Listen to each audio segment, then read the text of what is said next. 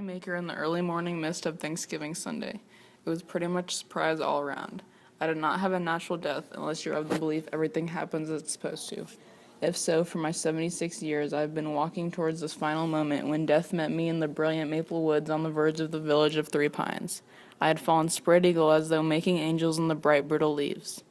Armand Gamache got the call Thanksgiving Sunday just as he was leaving his Montreal apartment. His wife, Renee Marie, was already in the car. After decades with the Sûreté de Quebec, most of them in homicide, those words still sent a frisson through him. Clara sat in her kitchen, drained and stunned with the overwhelming need to call Jane and tell her what happened. What happened was inconceivable, a world suddenly violent without Jane.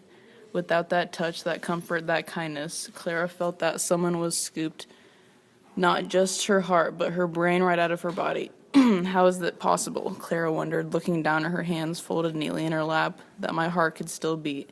After leaving the church, they had, with Gamache's permission, gone to get my golden retriever Lucy, who was now curled at Clara's feet as though hugging her own inconceivable loss. Peter simply hadn't appreciated how far from normal it was until this moment. Lying all night, holding Clara, he dared to hope that the worst was over, that maybe the grief, while still there, would today allow some of his wife to be present. With trembling hands, Agent Isabel Lacteros reaching into the plastic bag and carefully withdrew a lethal weapon. In her fingers, wet and numb, she held an arrowhead. Even in the rain and wind, Gamache could see how beautiful the countryside was.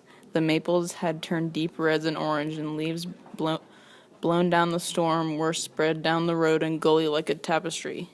He long since trained his stomach not to lurch with whatever vehicle he was in, but his eyes were proving more uncooperative. Gamache walked through the bistro, nodding to Gabri, who was setting tables. Each business connected to the next in the row of shops at the back of the bistro. He found the door to the next door, and there he found himself holding a worn copy of Being. He learned from this book the art of forgiveness. Matthew Croft was to remember for the rest of his life where he was when the police cars drew up. It was 3 minutes past 11 on the kitchen clock. He'd expected much earlier, had been waiting since 7 that morning. They stood on the threshold of my living room, frozen in place, riveted as to a certain gruesome accident. But when he held them fast was no mere accident. It was more aggressive, more intentional. Yolanda Fontaine and her husband, Andre Maliphant, said they wrote their names in tidy capitals on the sheet of paper. It was 8:15 on Tuesday morning, almost a week and a half since the murder, and the investigators were reviewing the list of suspects. Everything seemed to happen very slowly.